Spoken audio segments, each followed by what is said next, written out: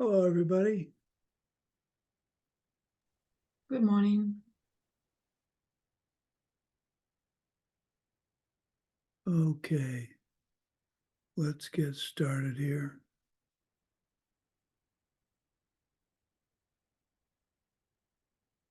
Where's Mike?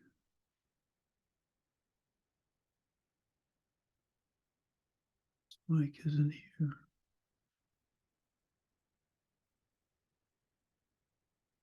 Okay, Mike's not here, so. Well, he has to.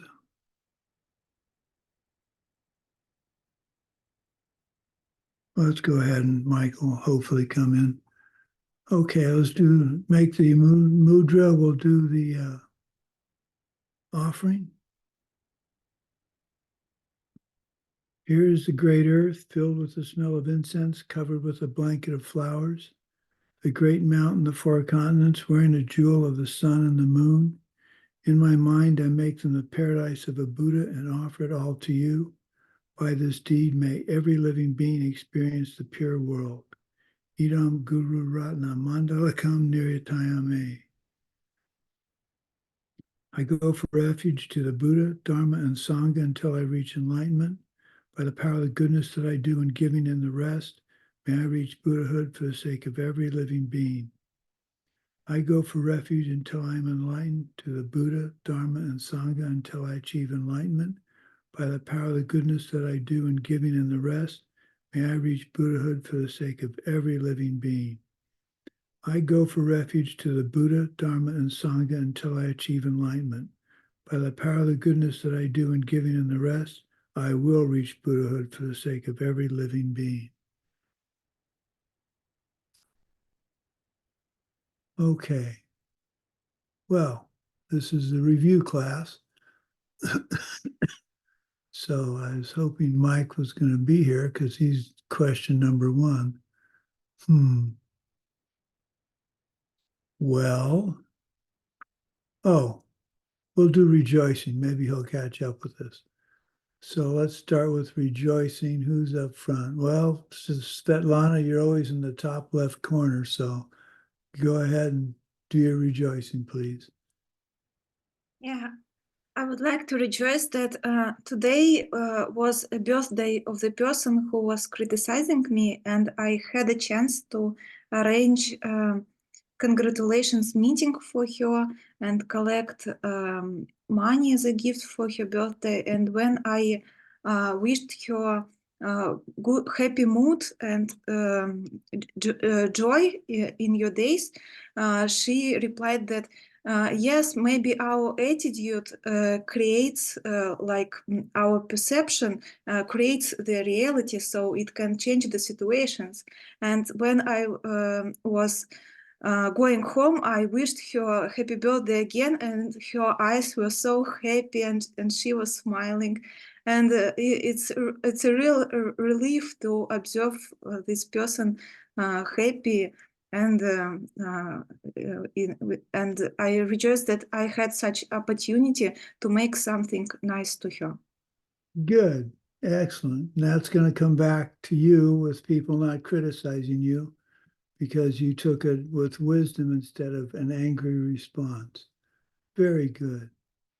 Okay, Daria, what do you have to rejoice in?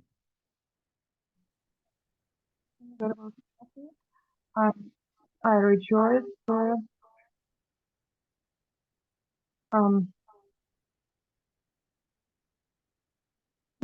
today I saw, I'm sorry.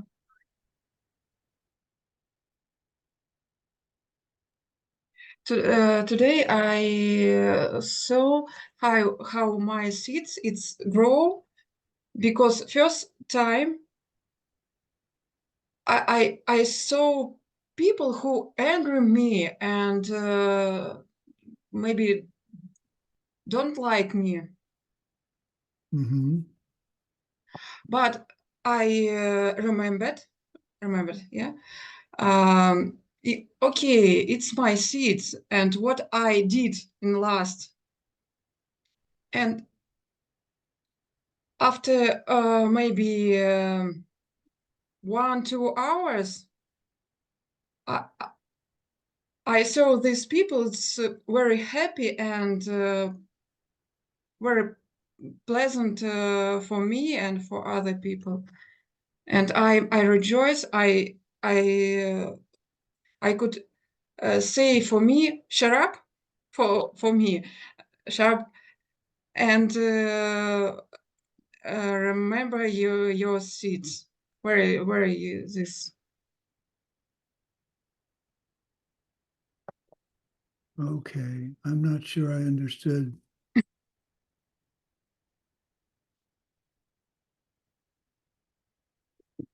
Я могу, Наталья, если переведет.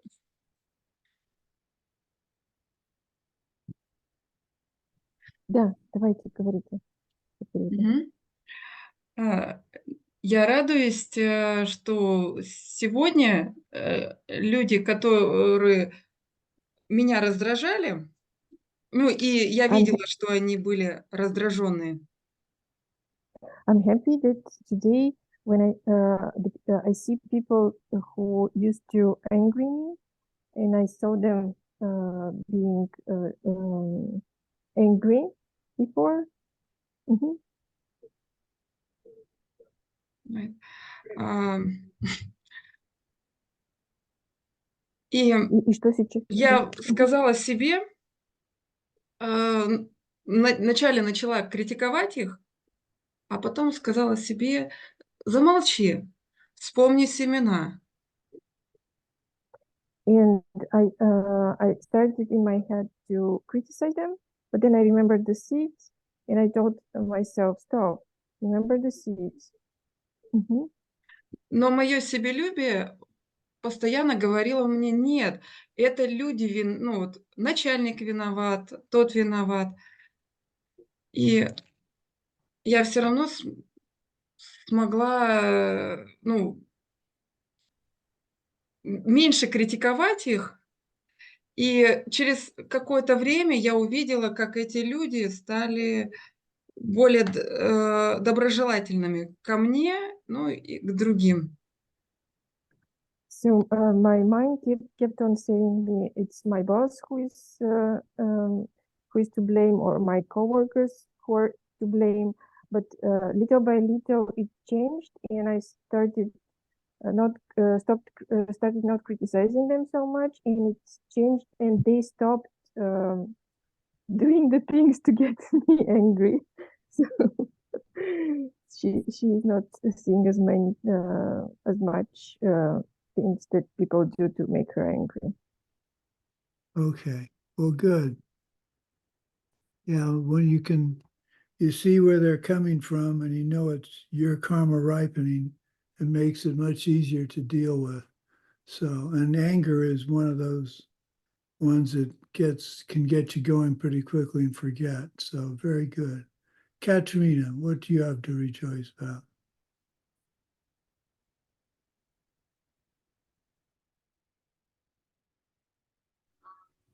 Hello, can you help me translate?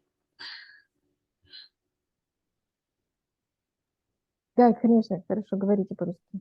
I will translate. Я радуюсь тому, что в выходные посеяла семена соединения. Я соединила детей с их друзьями, с кем они были вместе в садике. Также родители хотели тоже увидеться вместе в гулянии в лесу, в парке. I'm rejoicing that this weekend I was able to connect people, my kids from they are in kindergarten. I connected them with their friends from the kindergarten and the parents from the kindergarten, and we were in the park. И у моего мужа была возможность также уехать и на встречу со своими одноклассниками в это время. And I was able to go meet with my students who I graduated with, not her students, but co-students, pupils who she graduated with. So reunion, she went to a reunion. И То есть все выходные я провела с детьми, я постаралась, чтобы им было весело, не скучно, и уделила им много времени и внимания. Я радуюсь этому. And she's happy that she spent the weekend with her kids, and she made them feel good and played with them and spent a lot of time with them, and she's happy about that. Good. How old are your kids? Сколько вашим детям? 8 years old and 10 years old. Wow. Boys and boy and girl? Девочка The и son мальчик? is older. He is 10, and my daughter, she is 8 years old. Wow. Well, that must be very nice. Good. Well, I'm glad you had a good time with them. Okay. Layla.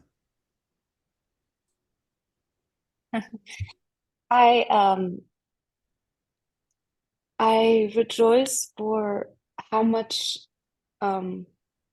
joy I've been getting in this meditation course and everything that I've been learning,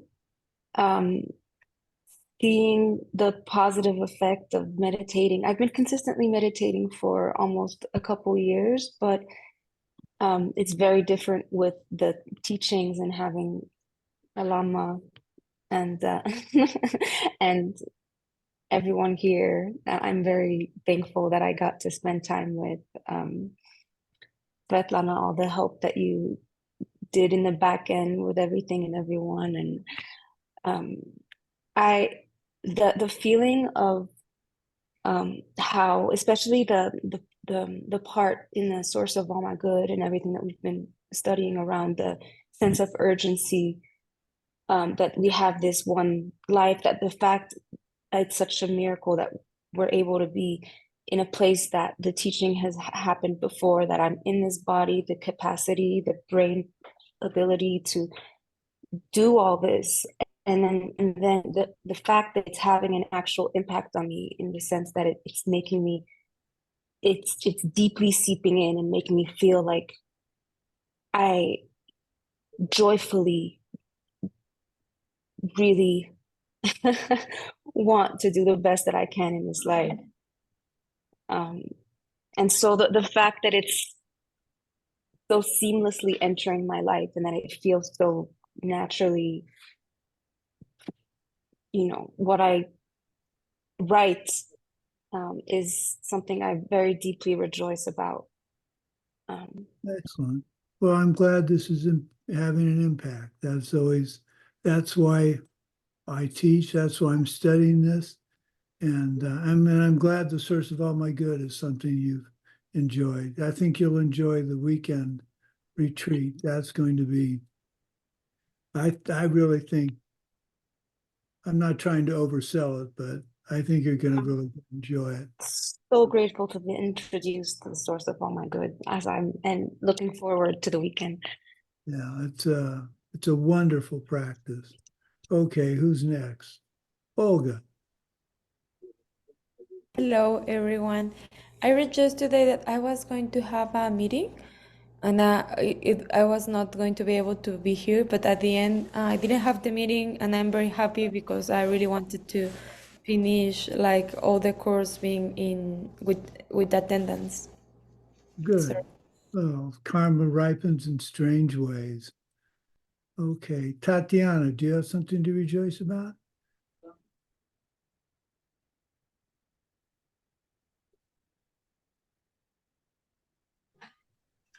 Добрый вечер. Очень хочу порадоваться тому, что моя мама сегодня вместе с моей подругой, они читали Евгения Онегина. Может быть, вы знаете лама Сумати, Пушкин Александр Сергеевич, автор. She's very happy to rejoice that her mom was reading a book by famous Russian poet Pushkin. It's called Evgeny Onegin. Маме через 3 дня исполняется 76 лет, и у нее сосудистая деменция. Поэтому это чудо, которое я вижу. Her mom is gonna be 73, сказали, да? 76. Her mom is gonna Ой, be даже 70, Даже не 76, наверное, даже больше. 70, 77. Ой, 77 years 80, old. 87. Я маму омолодила. Извиняюсь. Okay. 87. 87. Her mom is going to be 87 years old in 3 days, and she has dementia.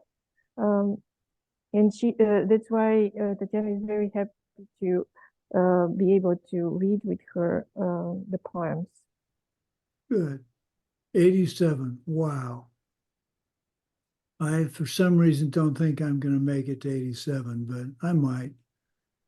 70 is old enough for me. But okay. Let's see who's left.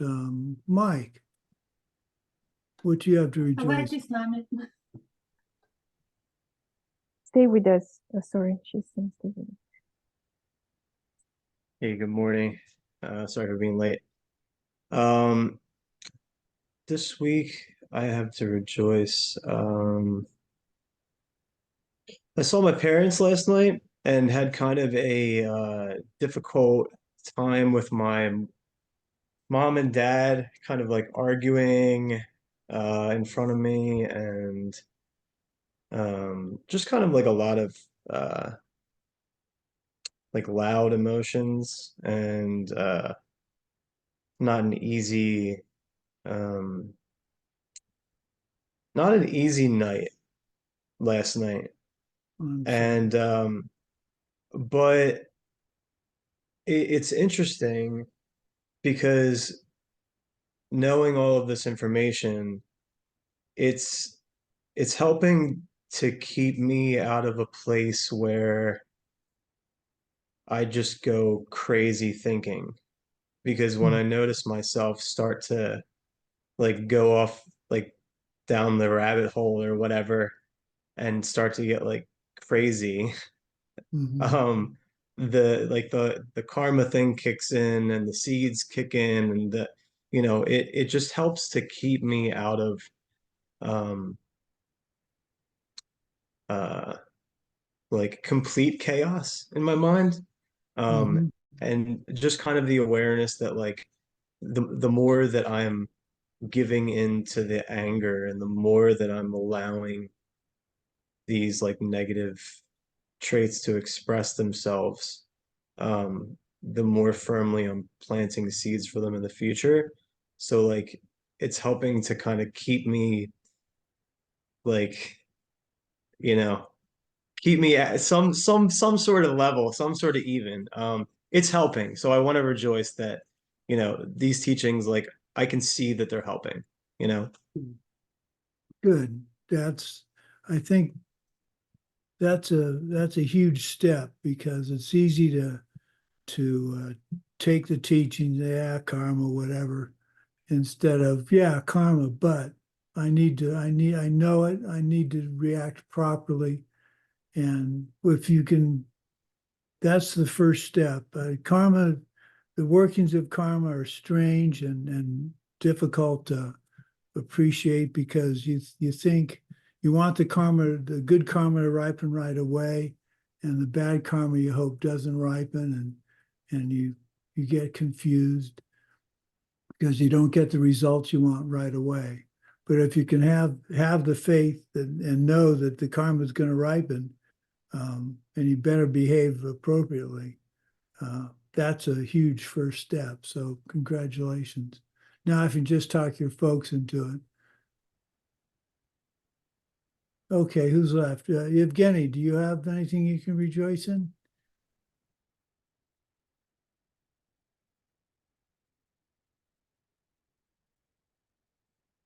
Well, apparently not. Okay, what do I have to rejoice in? Um, hmm.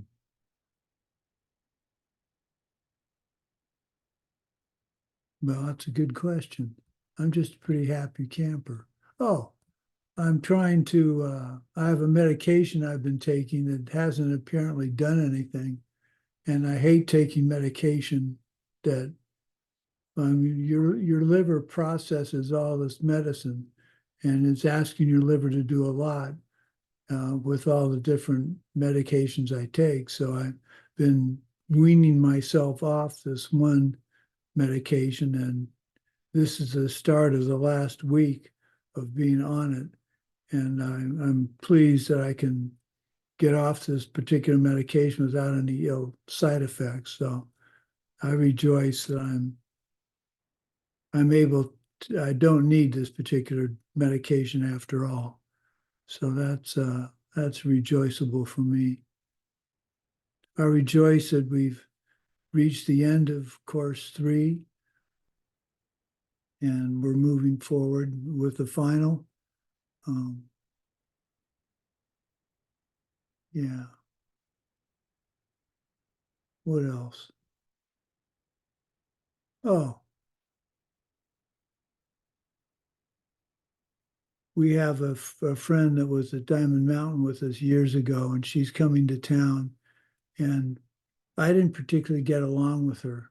And she needs somewhere to stay for 10 days while she's in town.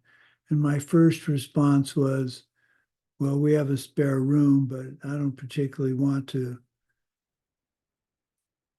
have her be with us for 10 days because I don't get along with her. And I realized that's not the right response. If I want people to be able to help me, I've got to help them, whether I like them or not. So I've decided that as far as I'm concerned, we have room and she can stay with us. And I have to be a good host and treat her the way I would want to be treated if I was staying with somebody. So that's a pretty big step for me because it's easier just to say, no, we don't have room. We're busy. And that's the wrong approach. If I'm a bodhisattva and I'm trying to help all living beings, then I have to treat everybody the same. And I can't be saying, well, I don't like her. So my solution for not liking her is to not have her be with us. That's completely wrong. I'm sad that I had the thought not to have her stay with us, but I'm happy I decided that I realize that's wrong. So good for me. Okay, well, let's get on with the final. So Mike, you're up first. Question number 1, list the 5 parts of our study of the practice of meditation.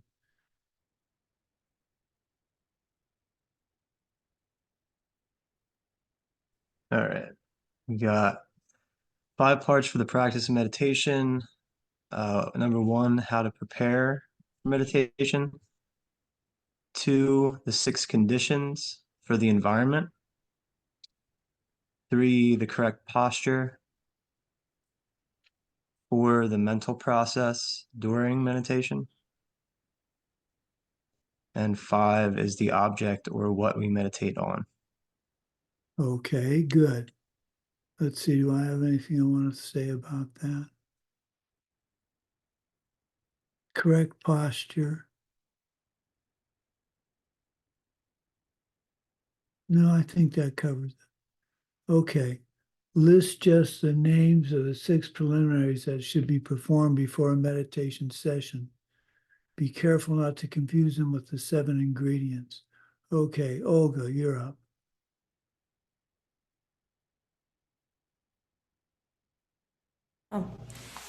Create a clean and sacred space with the representations of Buddha, mind, speech, and body, speech, and mind. Right. Set up beautiful offerings that were obtained through ethical ways. Go for refuge and the wish for enlightenment. Visualize the collected lamas and holy beings. Then the number 5, gather good energy and purify obstacles using the 7 ingredients. Right. Request blessings from the holy beings. Very good. Very good. Okay, Daria, what are the 7 ingredients? Okay. First it's checked cell. It's bow. I bow down in my mind for holding being or real I bow down. Second, chupa. It's offering. I offering for holy being. 3, it's chakpa.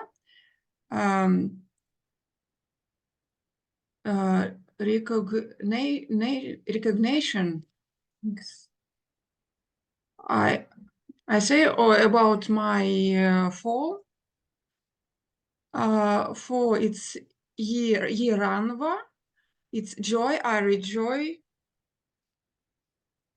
5, Chukor Korva. It's turning the wheel of Dharma, asking Holy Being to teach you. 6, Soul Depth. It's I asking the Holy Being to stay and not destroy it, my relationship or die. And 7, Nova. It's dedication. Right. So the short form, I really encourage you to memorize this, is my body, speech, and mind, humbly I prostrate. I make offerings, both set out and imagine. I confess my wrong deeds from all time and rejoice in the virtues of all. Please stay until samsara ceases and turn the wheel of Dharma for us. I dedicate all goodness to the great enlightenment. So you really should have that memorized. Your preliminaries shouldn't last more than 5 or 10 minutes, in my opinion, and that doesn't count towards your meditation time. And the best offering, I mean, you can make all kinds of offerings, but I think one that's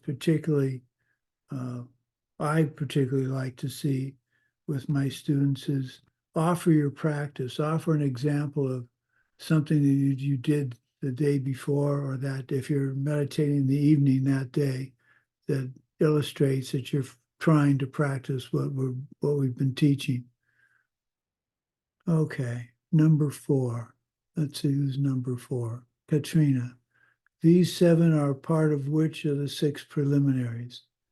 Which of them act to gather the power of goodness, and how many clean away obstacles for successful meditation?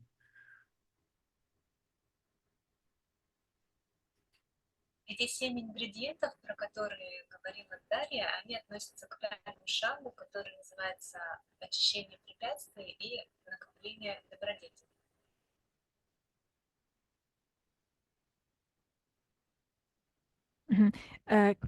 Can you hear me? Yes.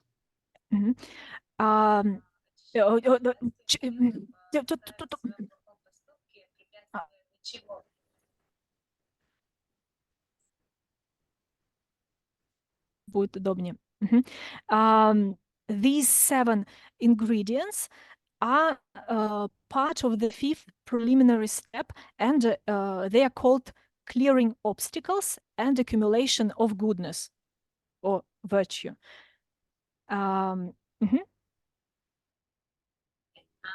Мы очищаем препятствия к тому, чтобы у нас была хорошая медитация, когда мы раскаиваемся в своем плохом поступке, чтобы это не беспокоило нас в медитации. И мы накапливаем добродетель с помощью всех остальных.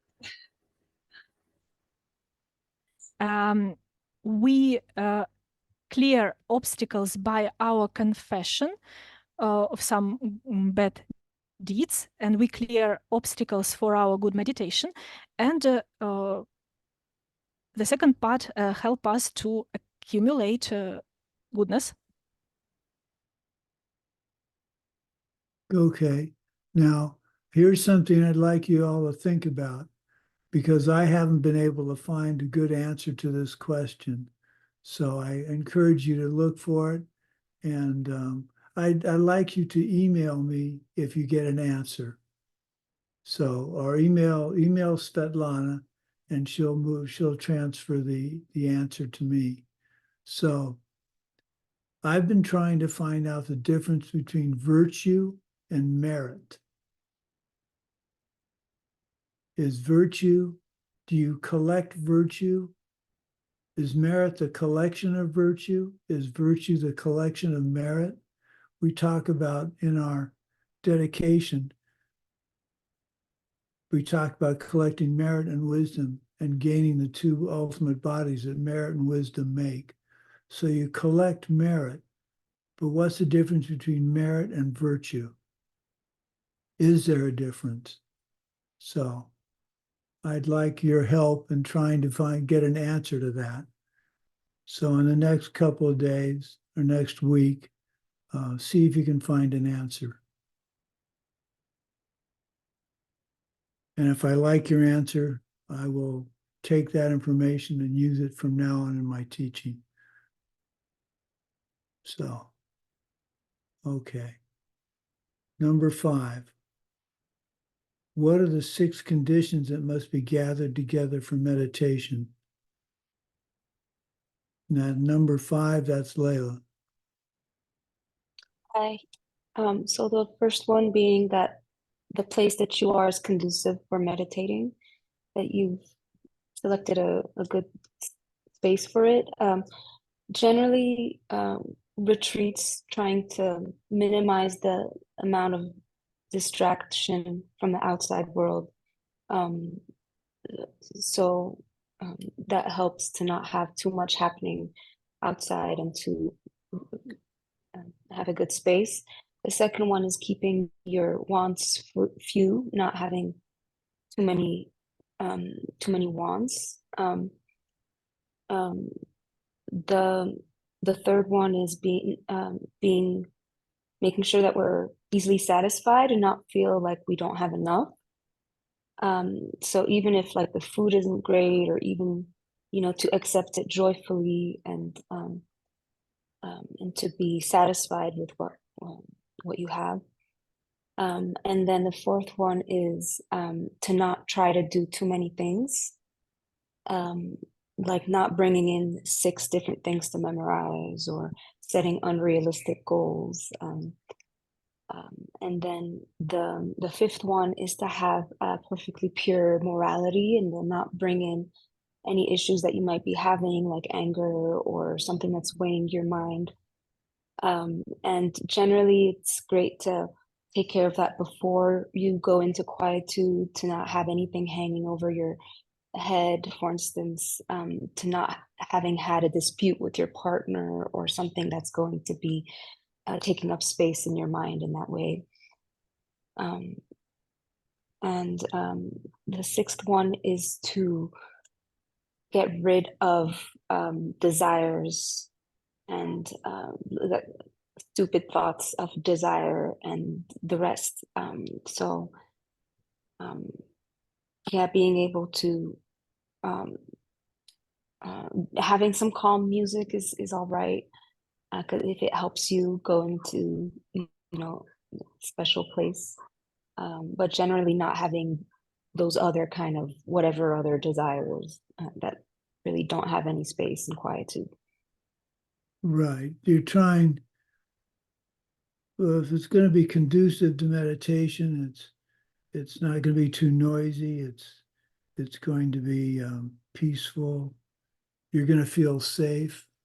Live simply.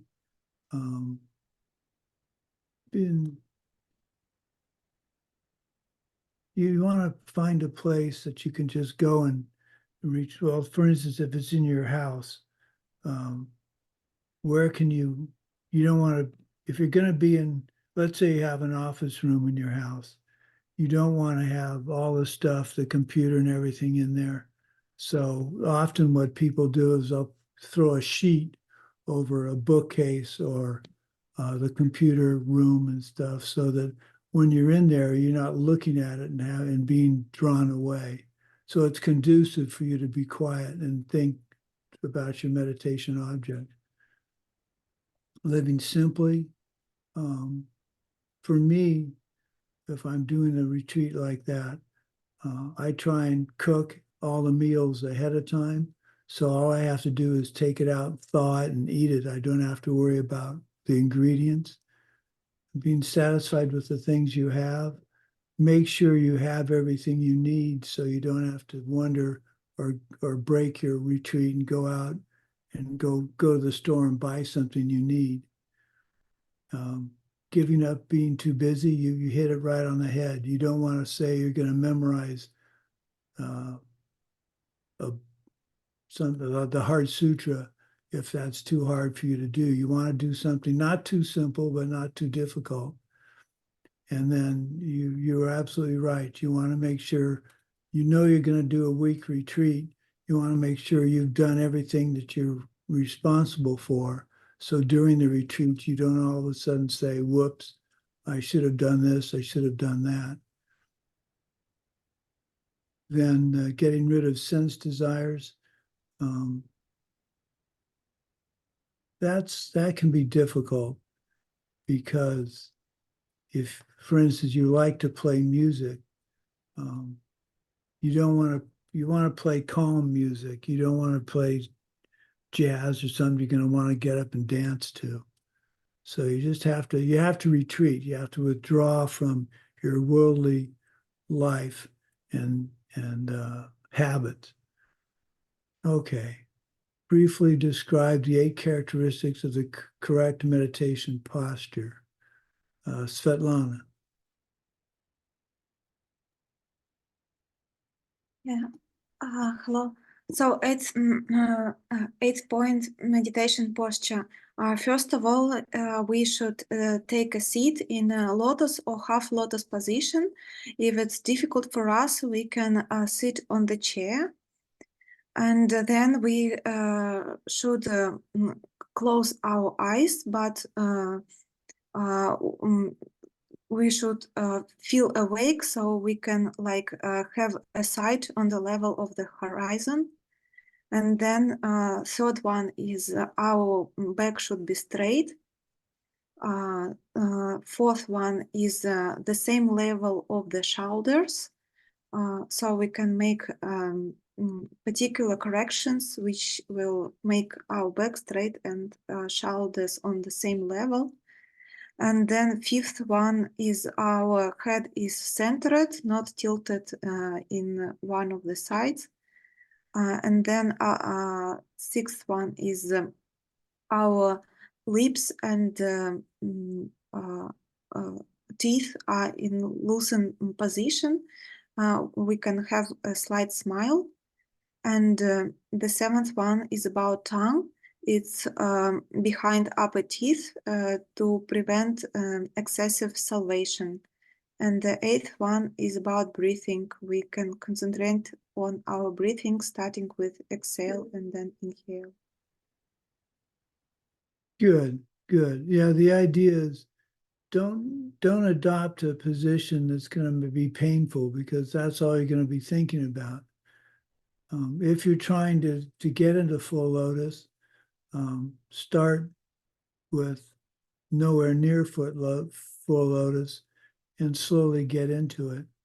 Don't keep your eyes open all the way or closed all the way.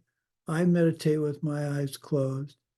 That if you don't fall asleep doing that, that's perfectly fine. Some people fall asleep. Some teachers will say you have to keep your eyes half open. It's really what's most comfortable for you. There's no right or wrong way. Well, the wrong way would be to keep your eyes fully open, I guess. Let's sit up very straight. Ensure your shoulders are level. Your head is neither tilted up nor down. I tend to drop my head, and I have to constantly correct that. Your teeth and lips, your face should be relaxed. A slight smile is nice. Leave your tongue in a natural position so you don't salivate excessively or swallow excessively. Then follow your breath. The easiest way for me to do that is I just try and detect the sensation at the tip of my nose and follow that for a count of 10. I try and do 2 counts of of 10. Well, what I'm doing lately is I set a timer for 3 minutes. And when it starts, I try and get my breath slowed down to where it's 5 or less per minute. And that allows me to get calm, settle me, and then I'm able to start my meditation. I'm going to try and get that down to 10. But you don't want to hold your breath. You want your breath to be even, same inhale length, exhale length, and holding it. So that gets you settled and ready to meditate. So let's see who's next. Natalia, name the first of the 5 problems of meditation and which 4 of the 8 corrections are used to counteract it. Thank you. Can you hear me? Yes. I'm sorry, I cannot turn on my camera for some technical reason. I've been trying and it's not working. Okay. So I apologize for that. So the problem is laziness and or not feeling like meditating today. And the 4 corrections, the first one is to feel attracted toward the meditation by thinking how great it is to meditate and giving yourself good reasons. Second is to decide that you want to be a good meditator. And third one is to make efforts to be needed to be a good meditator. And fourth one is experience the physical and mental pleasure and ease that comes from meditating regularly, which is a little bit difficult to do if you're a beginner meditator. Yeah. So it's kind of, this correction is not for everybody. Right. So feeling attracted, understand, all of this could be summarized in understanding that meditation is the most powerful tool and absolutely necessary tool for having the direct perception of emptiness. But there's another component, and that's service. So yes, meditation is very important, highly important, but you need to accumulate virtue. And to do that, you need to be in the service of others. So when you think meditation and you want to get a good meditation, get good at meditation, set the conditions for that by collecting the virtue for having helped other people. That's really a very key. The efforts needed to be good at meditation. It's like anything if you want to get good at the piano, you have to practice the piano, unless you just happen to be someone who's a natural playing an instrument. Then to make the efforts needed to get good at meditation, you need just need to work at it. And that'll end up giving you the physical and mental pleasure that'll make it easy to meditate, make you want to meditate. Okay, 8, the third of the 5 problems of meditation. What is its correction? Mike. All right, the third of the 5 problems of meditation. It's 2 things. It's mental dullness or mental agitation. And mental dullness has 2 parts. It's gross dullness and subtle dullness. So I think of it like the third of the 5 problems has 3 parts. So it's like gross dullness, subtle dullness, and then agitation. And the correction is watchfulness. So basically, with dullness and agitation, I think of like dullness is like getting distracted by nothing, and agitation is getting distracted by like everything else. So like dullness can be, losing the object or losing the clarity of the object or just kind of drifting off, spacing out.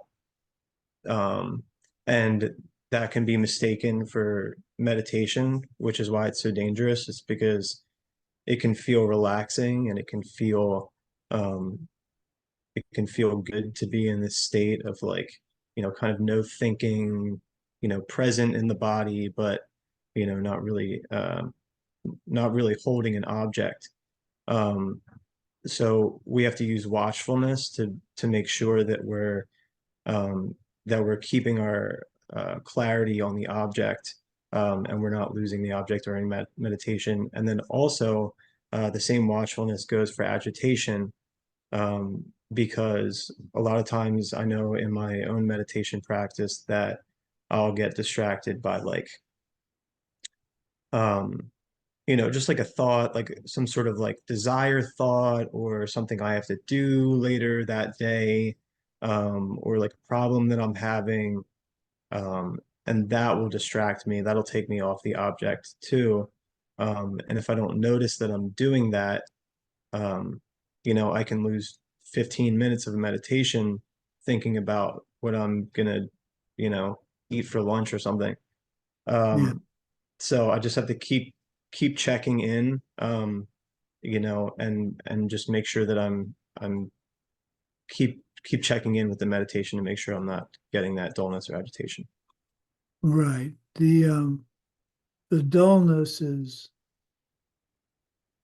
it's hard to describe dullness and agitation. Well, agitation's not so hard. Agitation, you're pulled away to something, you're attracted to something, so you're pulled toward it, and you submit to it.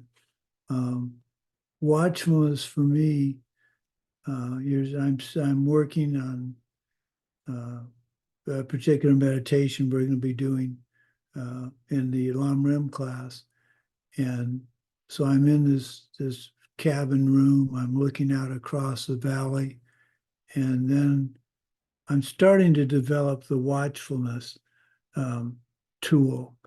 And you just feel your mind starting to go not quite to the valley. You're thinking about lunch, but you haven't gone all the way to thinking about lunch, but you can feel your mind starting to drift that way. Dullness, subtle dullness, and gross dullness are more difficult for me because, like you said, Mike, you think you're meditating because you're thinking about nothing. And that's not your object. Your object is perhaps the face of your teacher. And you realize that you don't have your mind isn't paying attention to that. It's fuzzy. So when you're meditating at this beginning stage, just watch your mind, see how sharp you are, and you'll begin to get a feel for what dullness is. Okay, number 9, that's Olga. Explain the difference between gross and subtle dullness. Well, we were just talking about that. Okay. Well, dullness, gross dullness is when you are aware that you have lost the object, so you can observe it, but subtle dullness, you don't realize that you have lost the object. So we might think that we are in meditation, but we are not. I don't know if... Okay, these are hard to describe. You can read it and think about it, but it's not the detail. It's if I'm meditating on my Lama's face or looking in their eyes, it's not that I can see their eyelashes. That's not what we're talking about, fixation and clarity. We're talking about how alert or bright your state of mind is. It's like if you're reading a novel that I have a couple of authors that I really enjoy. And when I'm reading one of their books, I can't wait to the next page or the next paragraph. That's how alert you want to be. It's when you read a book and you've turned like a textbook in college, like on poetry. I don't like most poetry. I just, for some reason, don't. And when in school and college, when I took English classes and had to read poetry, I could read 4 or 5 pages and not remember what I was reading.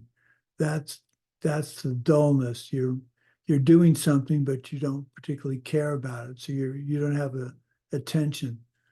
So maybe dullness is a lack of attention.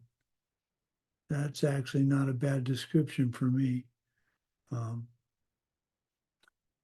agitation would be hyperactive. Yeah, I like that. Lack of attention. Subtle dullness, you have fixation and clarity, but no intensity. So what do we mean by that? With subtle dullness, you have your attention, but it's not making any. So you're looking at the pages and you're reading the page, the poetry, but the poetry isn't making sense and you're not interested in it making sense. Whereas if you have the intensity, you're reading it, you're trying to understand instead of just reading it and saying, okay, I read it, I've done my homework, I'm going to go do something else. I don't know what it is about poetry, but I just, to show how immature my idea of poetry is, if I like poetry, it's poetry that rhymes. That's how primitive my knowledge of poetry is. So I apologize if any of you are poets. Okay. I had to memorize, it's interesting, in 6th grade, I had to memorize a poem and recite it in front of the class of about 25 kids. And my mom had a favorite poem that she wanted me to learn. And I memorized it and I got up in front of class and completely choked. So fast forward to I'm a senior in high school and we have to memorize and recite a poem. And I took the exact same poem and memorized it and recited it, but I didn't have any fun doing it.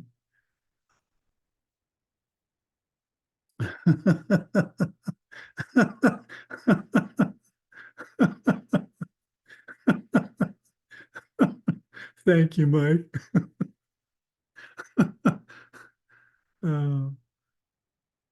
I'm trying to come up with roses are red, violets are blue. When I think of poetry, well, I have one, a rhyme, but I won't use it. Okay. So let's see, who's up next? Olga. Daria, 10. What is the 4th of the 5 problems of meditation?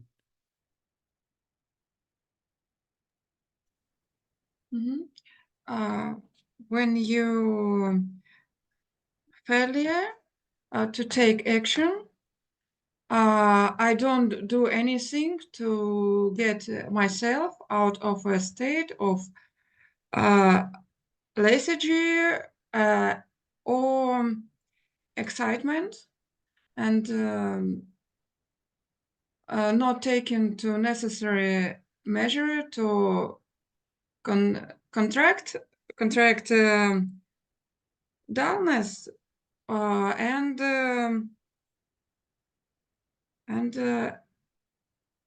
anxiety. Right. So you sense it, but you don't do anything about it. Yeah, You get fully mental dull or fully mental agitation. So when I'm watching it, I find myself, I detect it's about to happen and you don't stop. You say, yeah, I'm starting to get dullness, and you don't go, well, stop it, correct for it. Okay, number 11, this correction can come in 2 different forms.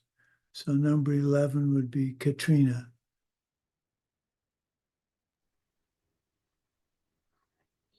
Короткий ответ – это противодействие ментальной притупленности и противодействие ментальному возбуждению.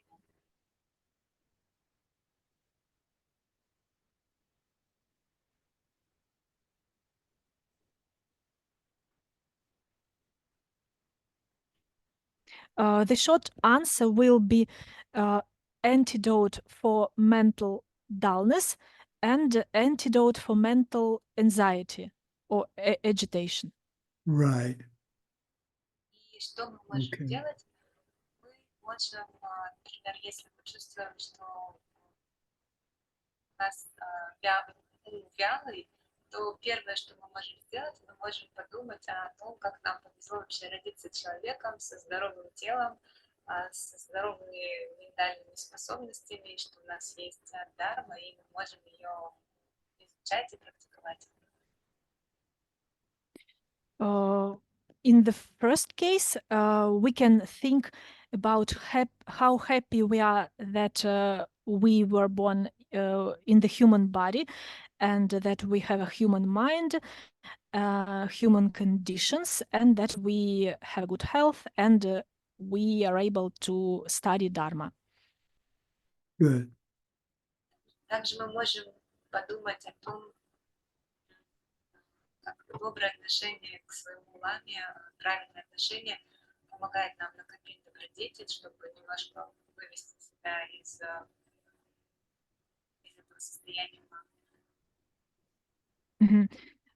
Secondly, we can think about our Lama and about our good behavior towards our Lama, and it can help us to accumulate virtue and help us to change this mental state in meditation. Good. And sometimes one of the, oh, go ahead. Либо мы можем, находясь в медитации, представить яркий свет, чтобы взбодриться или подумать про хорошие качества Будды. Also, we can imagine a bright light in meditation to get refreshed, or we can think about the good qualities of a Buddha. Okay. И если мы чувствуем, что ментальные антидоты не работают, то мы можем на какое-то время выйти из медитации, потянуться, прогуляться или каким-то спортом заняться, чтобы уйти из этой вялости ума. And if we feel that mental antidotes don't help us at this moment, we can just stop meditation, go for a walk, stretch, do some physical exercises. И мы можем пойти где-то в прохладное место или лицо ополоснуть холодной водой, чтобы взбодриться. And we can splash our face with cold water to get refreshed.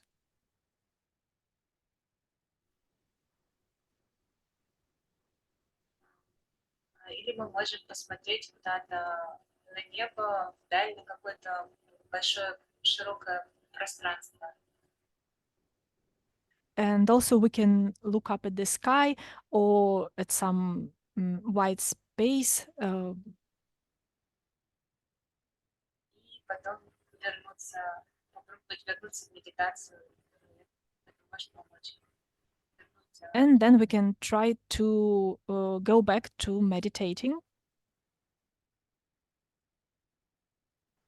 А если, наоборот, у нас очень возбужденный ум, и нам нужно его немножко успокоить, то мы можем подумать о чем-то грустном, например, о смерти, о том, что мы умрем, или о видах страдания.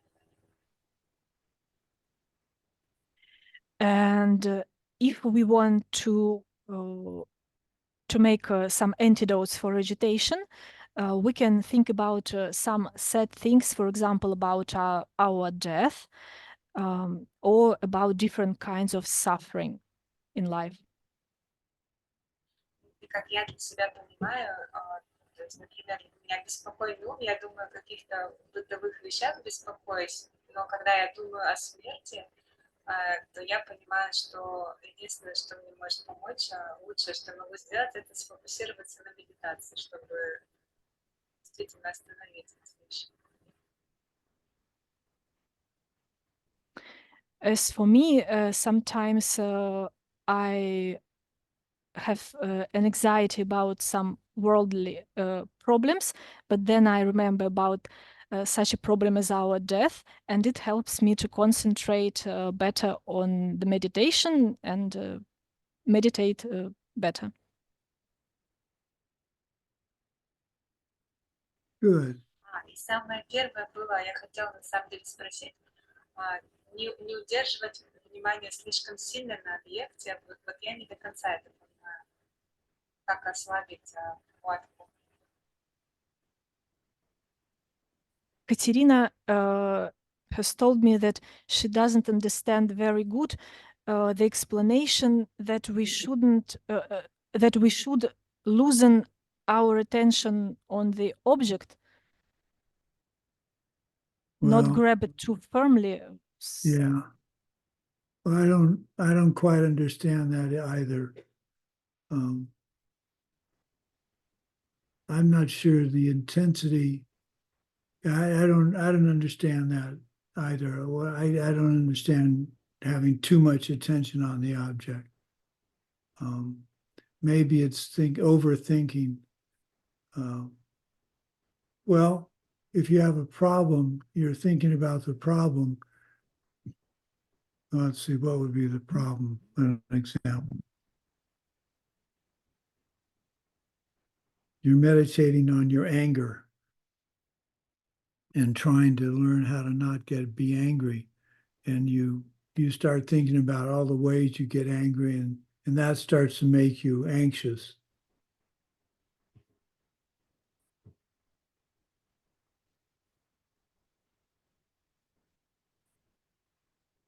Instead of just thinking, I need to stop getting angry. How am I going to stop getting angry? Instead of saying, I'm angry and I'm angry about this, and this. Instead of saying it's anger in general, I need to behave, I need to do better on. Maybe that's what they're talking about.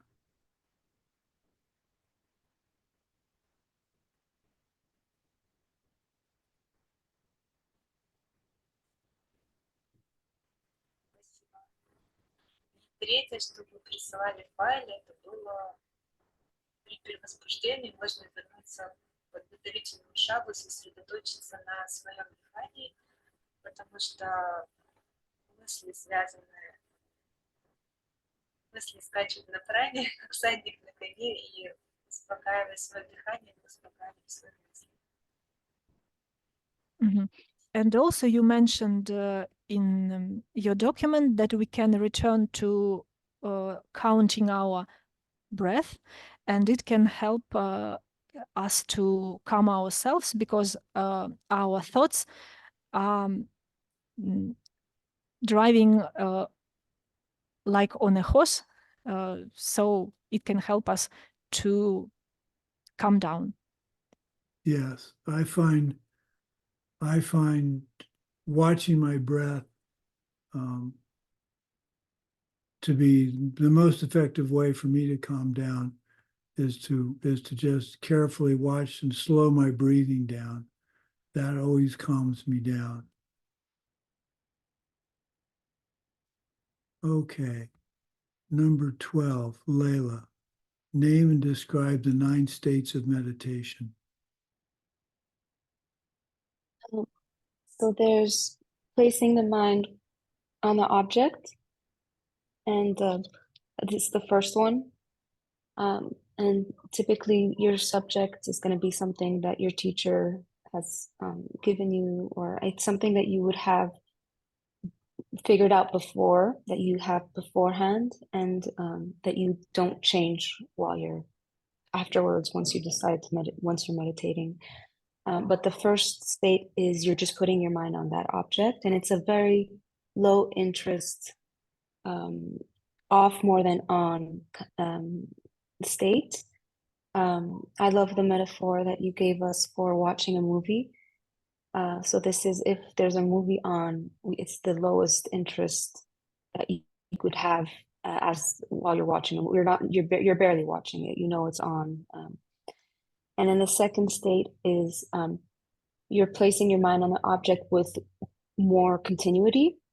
You're focused on the movie a bit longer, but you're still very much easily distracted. But you return more quickly to the movie. But you're not but you're not thinking of it all the time, though. So just a longer length of period of time that you're able to focus on the movie. And then the third one is you're placing your mind on the object and you're patching the gap. So there's more time watching the movie at this point than not watching the movie. And then whenever patching the gap, what's meant by that is that whenever the focus breaks off, you kind of quickly try to patch it up so that it becomes fully continuous and you're not paying attention anymore. And then the next one is that you are placing your mind on the object and you are no longer at this point struggling to keep your mind on the movie. Now all the gaps have been patched up. You're watching the movie, you're no longer looking at your phone or interested. You're interested enough for the full attention of the movie, the meditation. You're here. And then once you're there, the next step is now where the next 3 steps, you're now fighting dullness and agitation. The next 3 ones where it's basically how focused really you are in your meditation or watching this film. So the first one of these being controlling the mind. This is where there isn't gross dullness. It's not obvious dullness, but there's a lot of still subtle dullness and agitation. And then the second one is pacifying the mind. So you're just you're a lot more watchful. You're detecting the subtle agitation and the subtle dullness more. You're starting to there's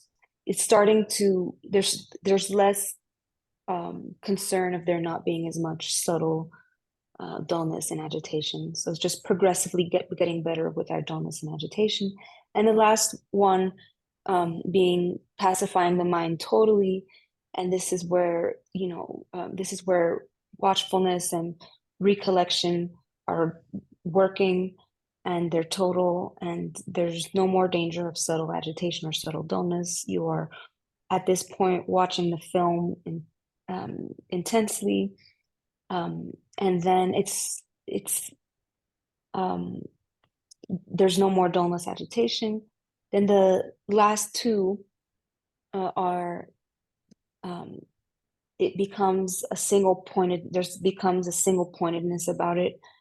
There's no more risk for there being any dullness or agitation, but there's effort brought in to make some minor corrections in the meditation, but you're completely one single pointedness focused. And the last one is you're in deep meditation now. You've achieved equilibrium. It's without any conscious effort anymore. Nothing needs to be done at this point. You just are in complete equilibrium, deep meditation. That's the 9th state. Right. So in the 8th, you've reached the ability to focus on a particular object, and you take that tool that you've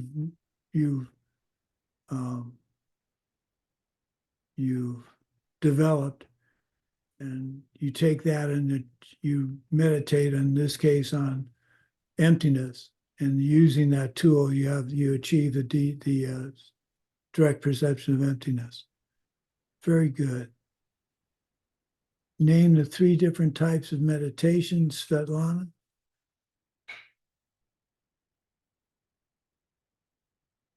Yeah, the first one is fixation meditation, when we have some object of meditation and put our focus on it. It could be, for example, eyes of our Lama. The second type of meditation is review meditation. It means that it's like watching a film. And a good example can be like death meditation or Lamrim meditation. So it's like step by step, you are observing different aspects, and the purpose of it is to make solid imprints in your mind, to have this, to develop a new kind of thinking. And the third type is analytical meditation, when we have some, when we put some problem into the center of our focus and are trying to observe it from different sides, from different angles. So, for example, we can ask ourselves why it is important to have a moral behavior, how it helps in our meditation practice. So we can raise some question and observe it from different sides. Very good. When we do the source of all my good, there are 14 rooms we go through. And one of the rooms is the Bodhisattva room. And in it, we review the 6 perfections of a Bodhisattva. So we have a visualization, so fixation meditation.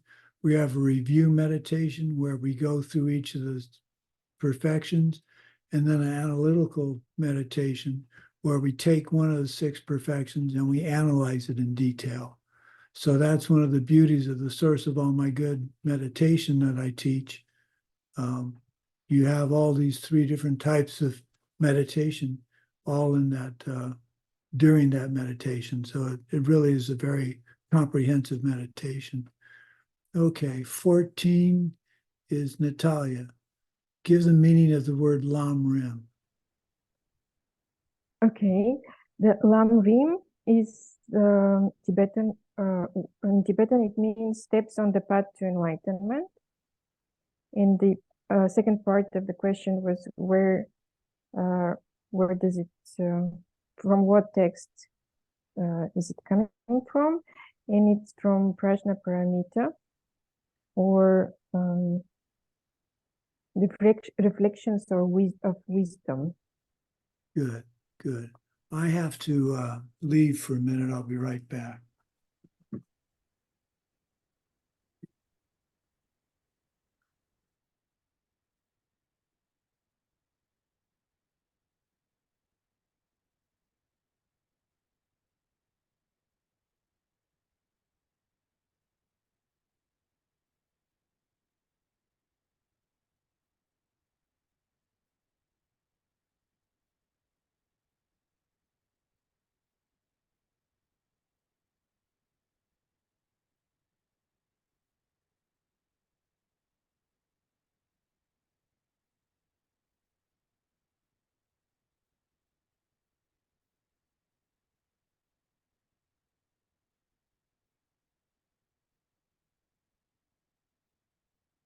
Okay. Okay. Let's see. That was 14. So back to Mike. Which of the 5 great texts and the different levels of secret practice are contained in this text?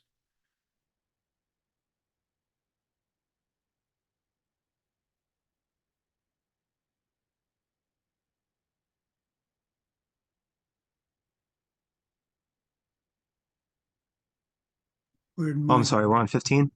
Yeah. Yes. Which of the 5 great texts and the different levels of secret practice are contained in this text? So it's all on Rim, and the 5 great texts are the perfection of wisdom, or the Prajna Paramita, the middle way, Madhyamika, vowed morality, the Vinaya, higher knowledge is Abhidharma, and logic and perception is Pramana. And with the secret practice, the teachings are mentioned or like alluded to, but they're not explained in detail. Right. And that's really sweetly done in the Source of All My Good meditation. So weekend, I really encourage you, if you can possibly do it. It's going to be March 1st, 2nd, and 3rd. And I've tried to schedule the time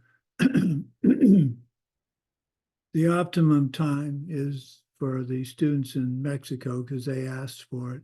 I apologize for the early hours that'll happen in Russia, but I can't satisfy both time zones equally.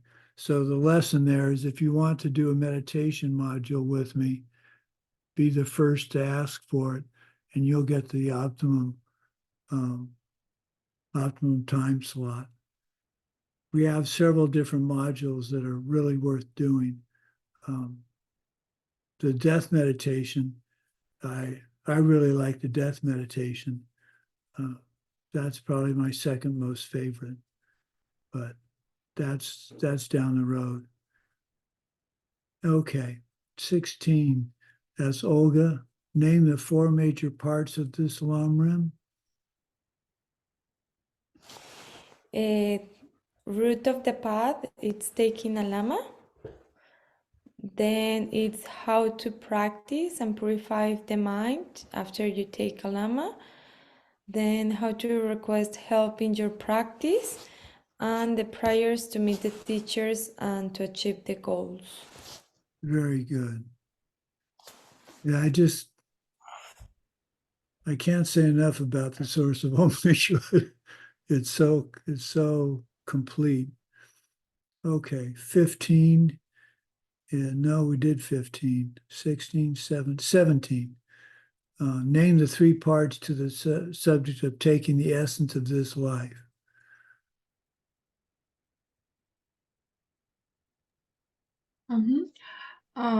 First, it's steps share with the practitioner of lower ability.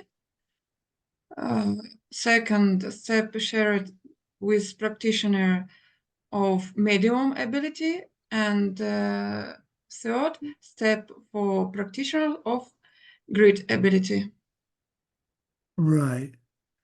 And it's important to remember when we're talking about lesser, medium, or greater, it has to do in many ways with their understanding of the concept of emptiness. But we aren't to judge people. If you know someone who's lesser capacity, we don't think less of them. They just don't have as complete an understanding. So that's, in many ways, it's a matter of how much they can, what kind of a load or responsibility they can take on. And I just want to be sure that we don't fall into the trap of thinking, well, we're the greater capacity, we're better. You may have a more complete understanding of emptiness, but it may be that the lesser capacity person has much better morals or does much better service for other people than you do. So there's a very basic premise in Buddhism that unless, and it's a quote from Lord Buddha, unless you are like him, you should not judge another, because if you do, you will fall to the lower realms. So never work very hard not to judge others, especially with their practice. You never know who's practicing what, and you never know who's trying to teach you a lesson. So I try not to judge others' practice in any way. I try very hard not to do that. Okay, let's go with number 18. That'll be Katrina. What are the 3 principles of the death meditation? Первое, это что смерть определена, если мы родились, мы все точно умрем. The first one is that the death is definite. It is certain that we will die. Второе, мы не знаем, когда это случится. То есть у нас есть какой-то, как медитация смерти. Мы думаем про то, что есть статистика средняя продолжительность жизни, но мы никогда не знаем, это может быть случится в 80 лет, а может быть завтра. Мы не знаем, когда это случится. The second, there is no certainty when you will die, and we never know when it can happen with us. It is mentioned in the meditation that there is a special statistics about the average age of death, but it can happen tomorrow, or it can happen when we have 80 years old. We never know. И третье, мы размышляем о том, что в момент, когда мы будем умирать, только Дарма сможет нам помочь, больше ничего. And the third is that we should think about that at the moment of our death, only Dharma can help us. Very good. The death meditation, we have a course we're coming up on death and the realms of existence. And after we take that class, in that class, we talk about the death meditation and these particular points. So that'll be the next module. After we do Source of All My Good, I would really like to teach you the death meditation. That had a profound effect on my life, because when I was in the accident where I rolled my truck, because of the death meditation course, I had peace of mind and wasn't thinking the things that you don't want to be thinking. I wasn't scared.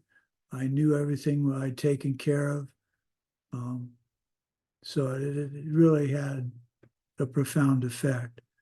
And I think you'd enjoy that one also.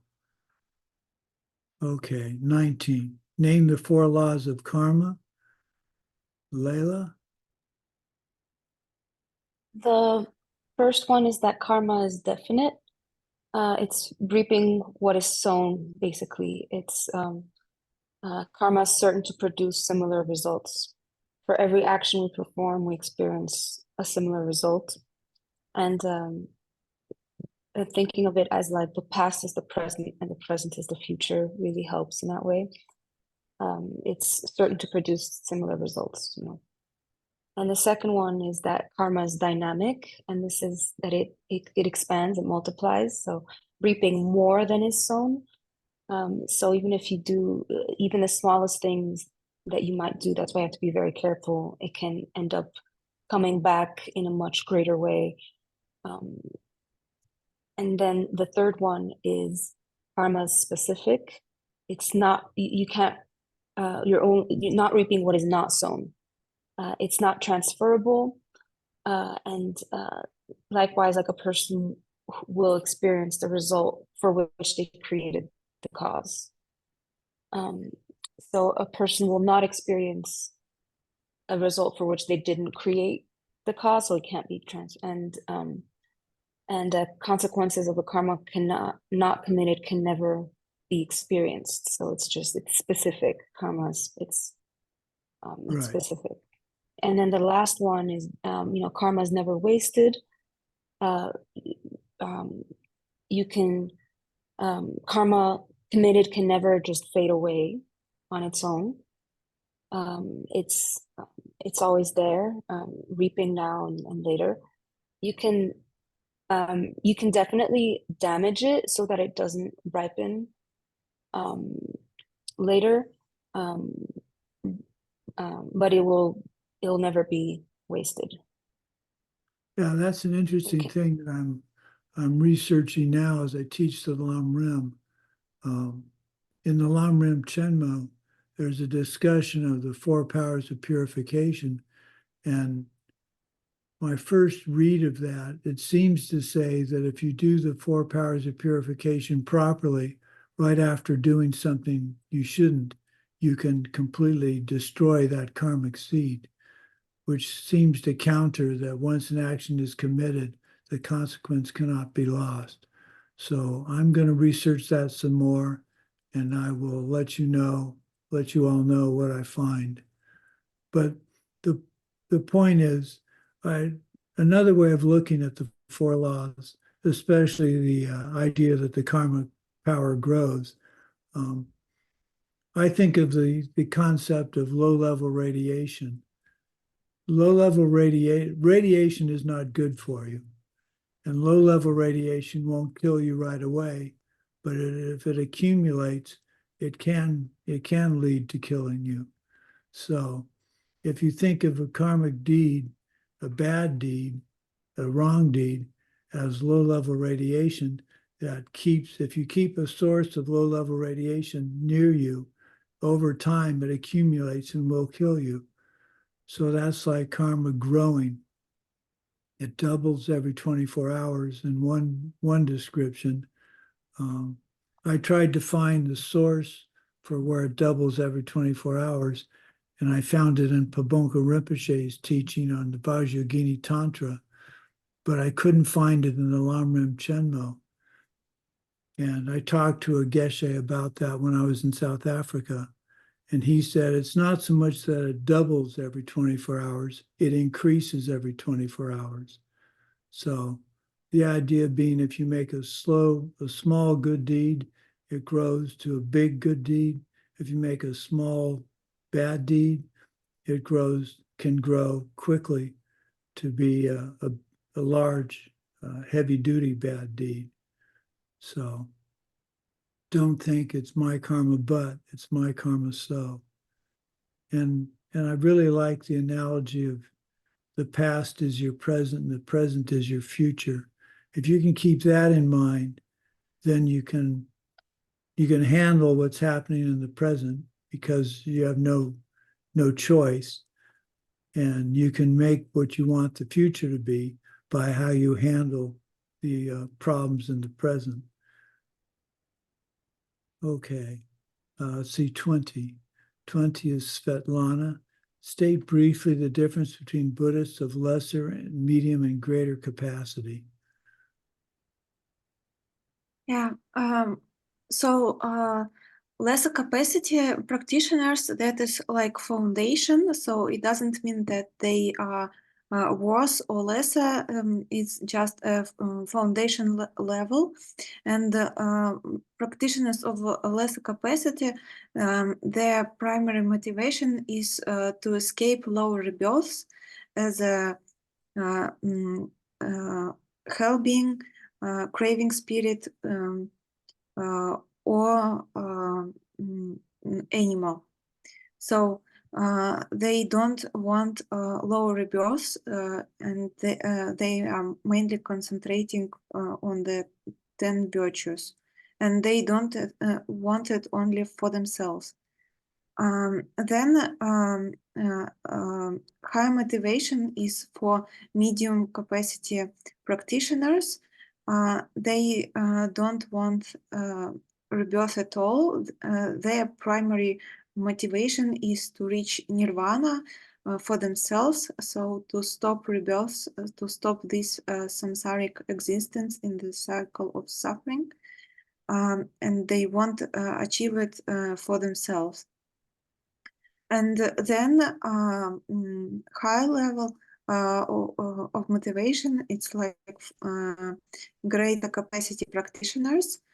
They want to achieve total enlightenment for the sake of every living being.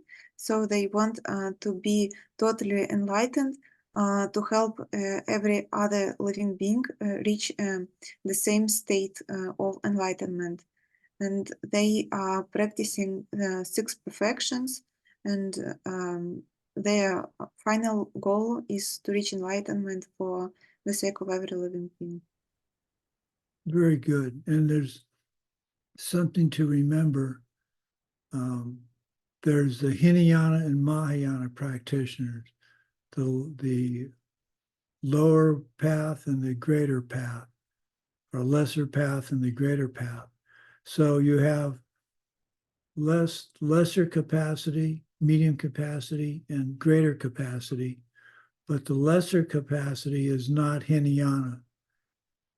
The Hinayana is only the medium capacity, and the Mahayana is the greater capacity. So you have to keep that, you should keep that straight. Okay, 21. Let's see, who's 21? Natalia. Yes. Okay, fire away. What do you think? Do you think it is true that every event in our present kind of life is suffering? Yeah, I will agree that usually not usually, but there is a lot of suffering, and it's everybody knows that we get sick, we lose like things are breaking down, we lose friends or loved ones, and so this is obviously that this is suffering. But the other part of when sometimes when we have good things happen to us, they cannot stay for long. We get older, we get and little by little we lose everything. By the end of the life, we even die and lose completely everything. So it is suffering. You keep in mind the three sufferings, which are the suffering of suffering, obvious pain, the suffering of change, and I like to think of ice cream. You have ice cream, then it's gone, and then the pervasive suffering. And pervasive suffering is when you're born, you start to die the minute you're born. But the pervasive suffering that I think is more insidious, so to speak, is the idea that you don't know what karma is going to ripen next. So every day when you wake up, you don't know if that's your last day on earth. And you just don't know. And you don't know what karma is going to ripen next. So to me, it's a game. It's kind of the ultimate game. You have to be prepared for whatever's coming next in the next minute. And you can either be anxious about it and stay home and not go outside thinking that that's going to protect you, or you can do something about it, which to my mind is your practice in this life is what's going to generate later in this life. Your karma will ripen because karma can ripen in this life, next life, the immediate next life, or any life after that. So it's silly not to do good deeds now, because those could ripen in this life, or they'll certainly ripen in the next life or lives after that. So it's ignorant to think, well, it's not going to happen in this life, so I shouldn't do it. But that's silly, because what you do in this life is what's going to govern your next life. Okay, 22.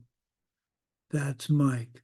Of the three trainings, why is only the training on morality mentioned in the source of all my good? So the three trainings are morality, concentration, and wisdom. And morality comes first because it's required in order for you to have the other two. So I like to think about it like the process of like developing bodhicitta, where you have to succeed in one step in order to get to the next step. So without morality, you won't be able to concentrate in meditation. And without concentration, you can never perceive emptiness directly. Right. So there are two sets of three that it's concerning morality. You have the extraordinary training, which is the extraordinary training of morality, the extraordinary training of concentration, and the extraordinary training of wisdom. Then there's the other three, is the three moralities, which is the morality of not doing bad deeds, the morality of doing good deeds, only good deeds, and the morality of doing both for the benefit of all sentient beings. So I constantly confuse that in the source of all my good, because they talk about the morality in one case and then the extraordinary training in the other. 23, that would be Olga. Give the two parts to the steps of the path which are shared with practitioners of the greater scope. Okay, give the two parts. Okay. Yeah, and learning how to think like a bodhisattva, and then how to act like a bodhisattva. Right. And that's, we do a course, we do several courses on the bodhisattva ideal. And if you're interested in taking the bodhisattva vows, which I hope I can convince you is a good thing to do, we can give those via Zoom if you want. It's better to give them in person, but that's a little difficult nowadays. Okay. Daria, number 24, give the definition of quietude.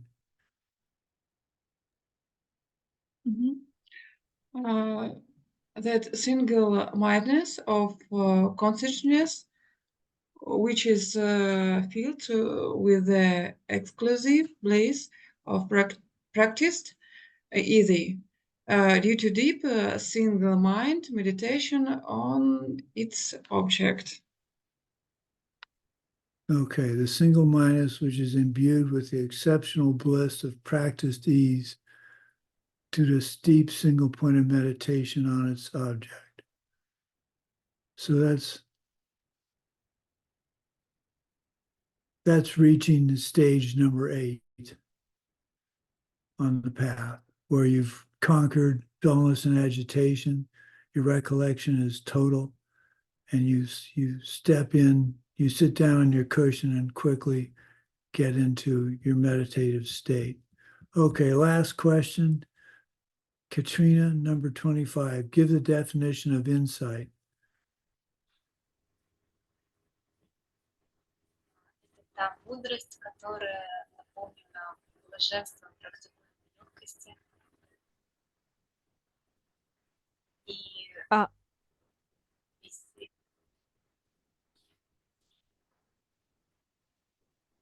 где есть сила анализа объекта, и которая основывается на платформе покоя шамана.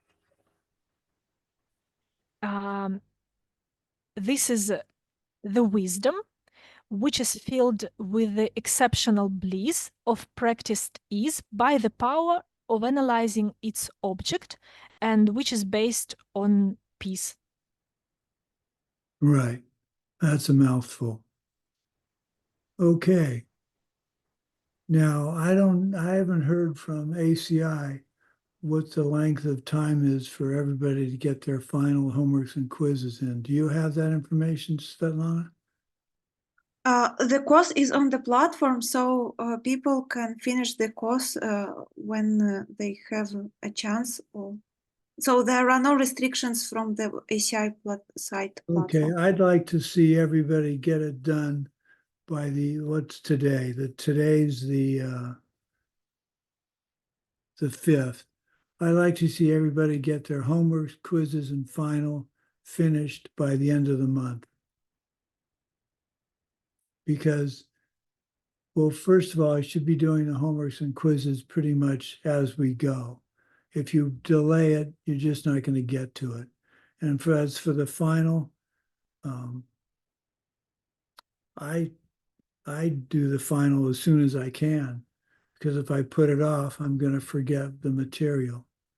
So the way I studied for the final, the quizzes come from the homework. The final comes from the quizzes. So if you take the 10 quizzes, look at them carefully, memorize the answers, your answers, and take the final, you won't have any trouble. So to make it interesting, now you know what the questions are in the final, we've given them to you, but you don't have it's not open book. So what I did is I took the quizzes and I memorized all of the quiz questions. I knew that not all of them were on the final, but the quizzes hold the most important information, and the final holds the absolutely most important points that you should know from the course. So if you memorize the quiz questions, you'll have the final without any trouble. in order to teach this material properly, you need to finish all 18 courses and have the certificates. Now, if you're not interested in getting the certificate, then you don't have to worry about taking the final. But I really strongly urge you to, if you're going to take and Olga and Mike, I think, are the two that are taking this for credit, don't put it off. And Svetlana, when does course 4 start? Has ACI set a time for that? Not yet, we can arrange. Okay, I'll talk to you later about that. Okay, it's been an honor to teach you, and I really enjoyed it. I look forward to teaching all of you in the next course. That'll probably start the first part of March. I'll talk to Svetlana about that. So you have the only other homework you have is try and figure out what's the difference between merit and virtue. I don't have an answer for that. I'm working on one, but I'd be curious to see what you think individually think about it. So give your answer, give the information you have to Svetlana, and she'll forward it to me. Okay. Thank you again. Let's do a dedication.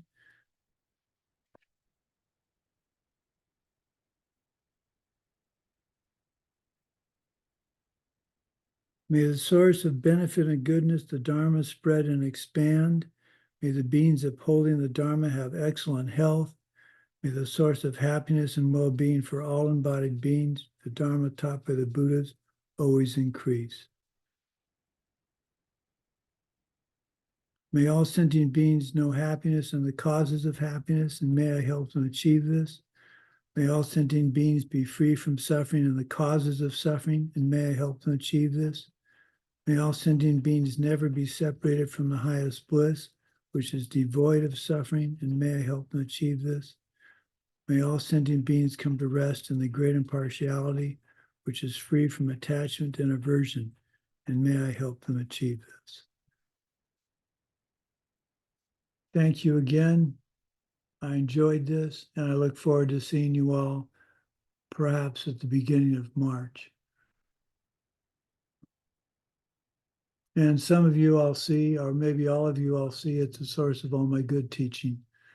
I'm really looking forward to that.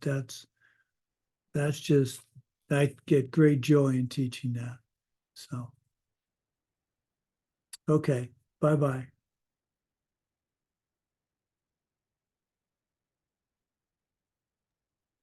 Thank you. Thank you so much. You're welcome. Благодарю. Thank you.